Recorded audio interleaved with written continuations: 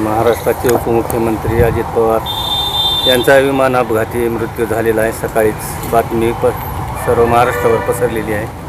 सर्व महाराष्ट्र सुन्न झालेला आहे. काय वाटतं? आज महाराष्ट्राच्या राजकारणातील सर्वात काळा दिवस म्हणावा लागेल. महाराष्ट्राला एक प्रकारचं राजकारणाला ग्रहण लागलेलं आहे असं म्हणता येईल.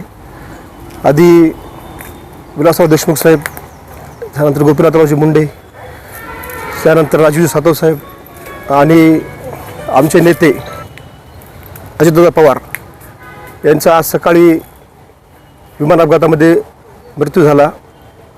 ही घटना समजल्यापासून एक मन सुन्न करणारी घटना या ठिकाणी राजकारणात महाराष्ट्राच्या घडलेली आहे.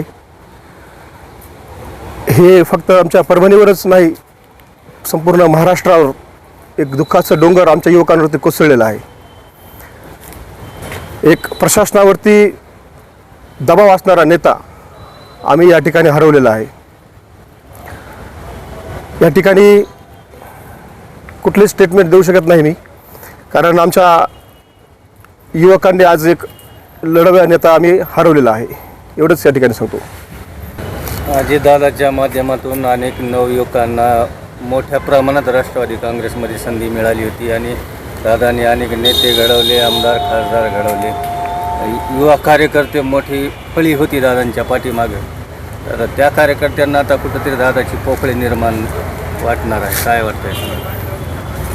जे बोललं ते करून दाखवणारा नेता म्हणजे आमचे दादा होते. त्यांचा विचार, त्यांचा वैचारिक महाराष्ट्र हा कधीच विसरणार नाही. सर्व धर्मांना, सर्व समाजातल्या युवकांना सोबत घेऊन चालणारं नेतृत्व म्हणजे दादा होते. आज सकाळपासूनच ही घटना समजल्यापासून सर्वच पक्षातील नेते, सर्वच पक्षातील कार्यकर्ते हे बारामतीच्या दिशेने निघालेले आहेत.